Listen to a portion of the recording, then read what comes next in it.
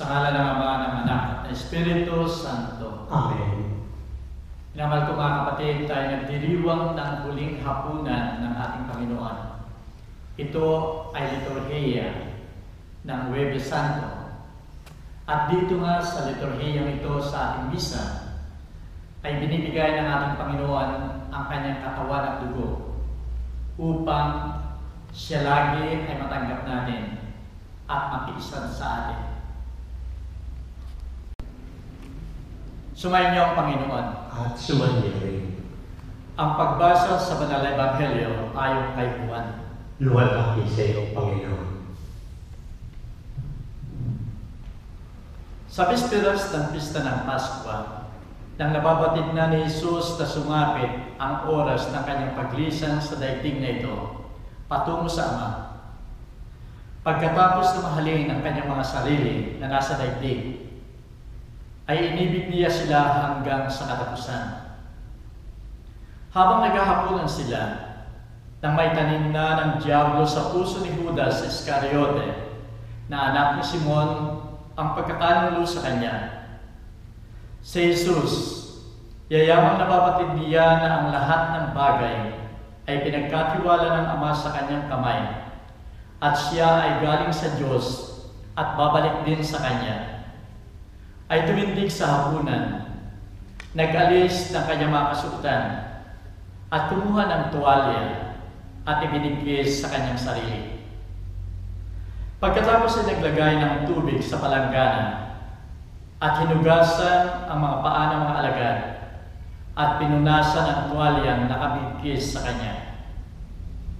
Paglapit niya kay Simon Pedro, ay sinabi nito sa kanya, "Panginoon, uhugasan mo ba ang aking mga paa?" Sumagot si Jesus at winiga sa kanya, "Ang ginagawa ko ay hindi mo nababatid ngayon. Mauunawaan mo pagkatapos. Kailanman ay hindi mo huhugasan ang aking mga paa," ang sabi sa kanya ni Pedro. Tinugon siya ni Jesus, "Kung hindi kita huhugasan, hindi ka makakabahagi sa akin." Kaya't winiga ni Simon Pedro sa kanya, "Panginoon, hindi lamang ang aking mga paa, kundi pati ang mga kamay at ulo." Ani Jesus sa kanya, "Ang naligo na ay hindi na kailangang hugasan, kundi ang mga paa lamang, sapagkat malinis ng lubos. At kayo malilinis na, kahit hindi ang lahat." Nalalaman niya kung sino magkakanulo sa kanya, kung kaya sinabi niya, "Hindi kayong lahat ay malilinis." Nang mahugasan niya ang kanyang mga paa, at makuha ang kanyang mga kasuotan, at muling maupo sa pagkain, ay sinabi niya sa kanila, "Nauunawaan ba ninyo kung anong ginawa ko sa inyo? Ang tawag ninyo sa akin ay Guro at Panginoon, at tama ang sinasabi ninyo, sapagkat gayon nga ako. Kaya't kung ako na Panginoon at Guro ay naghugas ng inyong mga paa, kayo man ay dapat maghugasan ng mga paa ng isa't isa, sapagkat binigyan ko kayo ng halimbawa upang gumawa kayo katulad ng ginawa ko sa inyo." Ang salita ng Diyos. Purihin ka, O Kristo. Minamahal ko mga kapatid sa pananampalataya, ang paboritong awitin ni Junior at ng kanyang asawa ay ang awitin may pamagat na hanggang. Ilang ulit mo nang tinatanong sa'kin kung hanggang saan, hanggang saan, hanggang kailan magtatagal ang iyong pagmamahal. At isang araw na nasa mood si Junior at silang dalawa lamang ng kanyang asawa sa kalantahanan, ay naging romantic siya. At habang nagluluto ng pagkain yung kanyang asawa, ay tinanong niya, Mahal mo nga ba ako? Ang ini-expect ni Junior ay sasagutin siya katulad ng sinasabi dito sa awiting ito. Hanggang may himig pa akong naririnig dito sa ating daigdig. Hanggang may musika akong tinataglay, kita'y iniibig. Subalit na natiling tahimik yung kanyang asawa. Hindi sinagot yung sagot ni Junior. At munting-munting naghihinakit si Junior. Hanggang yun na nakit na yun dahil ayaw pang sumagot yung kanyang asawa, ay parang nagagalit na siya. At ang sabi niya doon sa kanyang asawa, sa loob ng napakaraming taon, ay ilang beses mo lamang sinabi ang mga katagang mahal kita.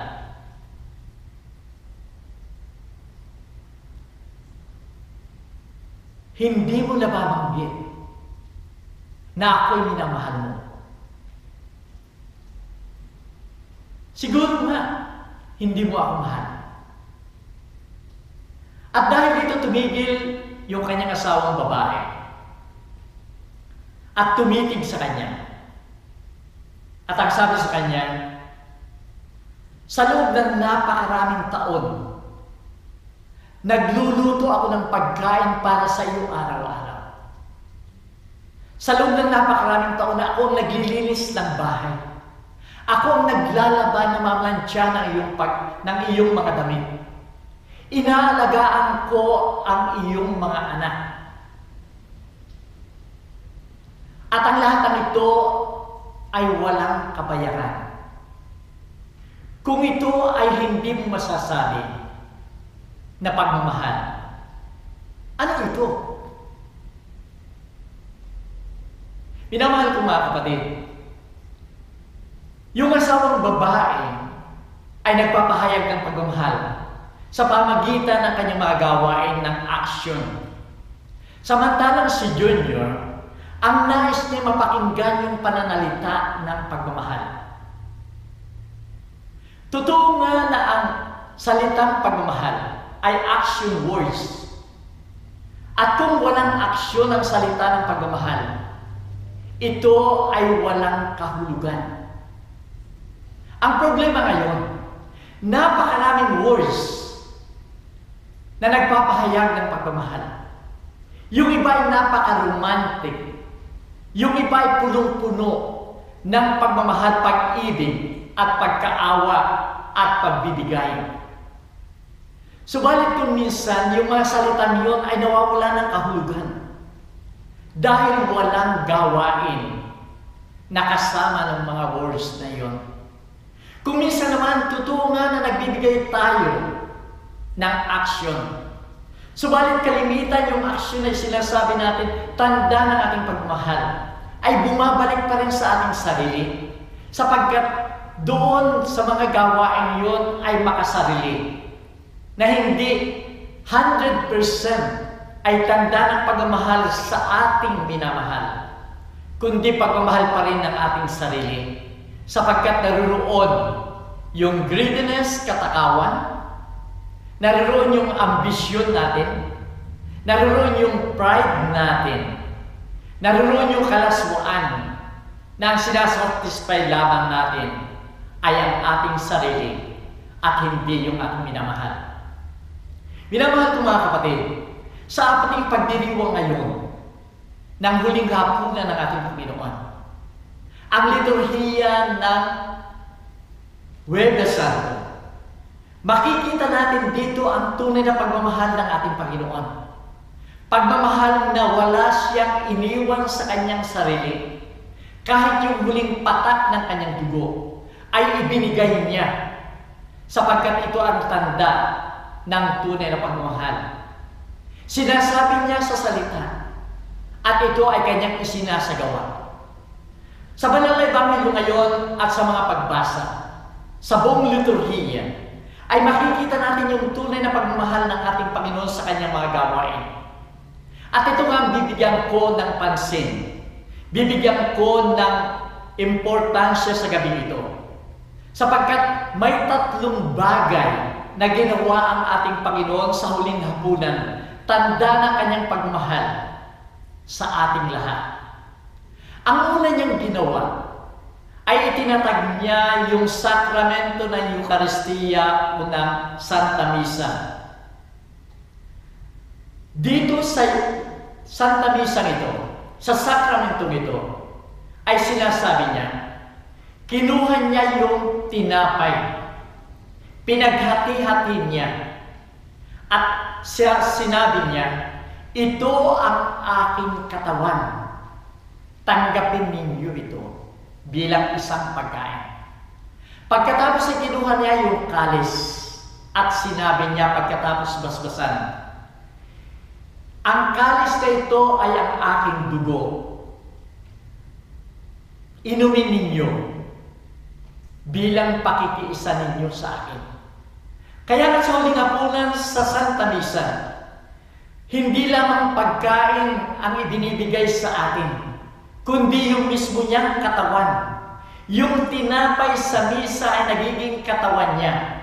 At yung kalis ng dugo, yung kalis ng alak, ay siyang nagiging dugo niya. Kaya kung tinatanggap natin sa misa ang tinapay at alak, tinatanggap natin buong buo ang ating Panginoon. Ito ang tunay na pagmamahal. Ito ang tunay na pag-aalay ng sarili. Kaya nga sinasabi na wala nang higit pa sa pagmamahal na nag-aalay ka ng buong sarili sa iyong minamahal. Minamahal ko mga kapatid, ito ang ginawa ng ating Panginoon. Kung sa huling paghukom ang tanong sa atin lamang, nagpakain ka ba ng nagugutom? Nagpainom ka ba ng nauuhaw? Ang ating Panginoon, hindi lamang siya nagpakain, hindi lamang siya nagpainom, kundi ang kanyang sarili ang ibinigay niya upang tayo ay makasama niya, upang tayo ay makiisa sa kanya. Ito ang tunay na pagmamahal na walang katapusan at hindi naghihintay ng kapalit. Tayo minsan kung tayo nagbibigay, sinasabi natin nagbibigay tayo ng ating sarili. Subalit sa kabila noon ay naghihintay tayo ng kapalit. Naghihintay tayo ng kapayaran. Ang ating Panginoon, wala siyang hinihintay na kapalit sa pag-aalay ng kanyang sarili.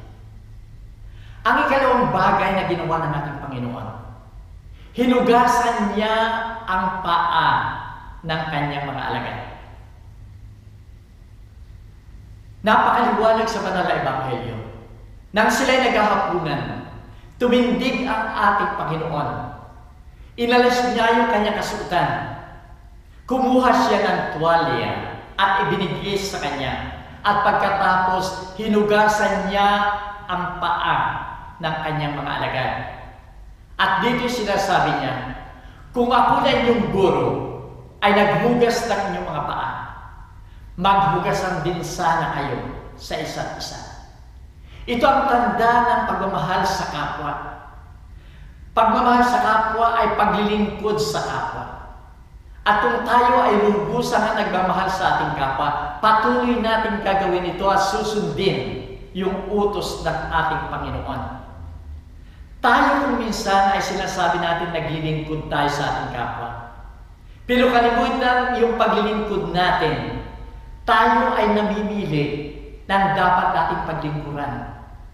Mga kapamilya, mga kaibigan, malalapit sa atin. At kung minsan ang pinaglilingkuran natin ay yung pwede silang magbigay sa atin ng kapalit na paglilingkod.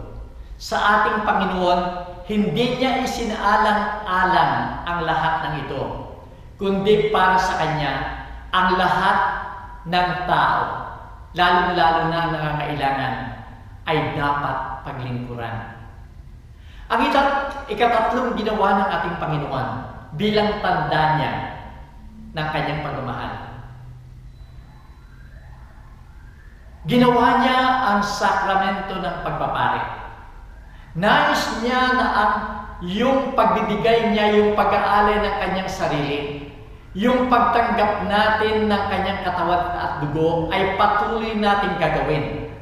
At ito'y magagawa lamang natin kung patuloy na magkakaroon ng sakramento ng Eucharistia.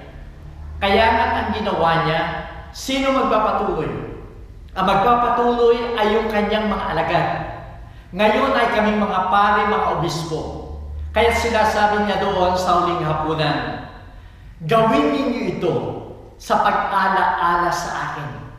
At tuwing ginagawa natin ang misa, ginagawa natin kung nakikiiso tayo sa Santa Misa, tayo ay muling tumatanggap sa ating Panginoon. Patuloy tayong nakikiisa sa ating Panginoon. Ito ang tunay na pag-aalay.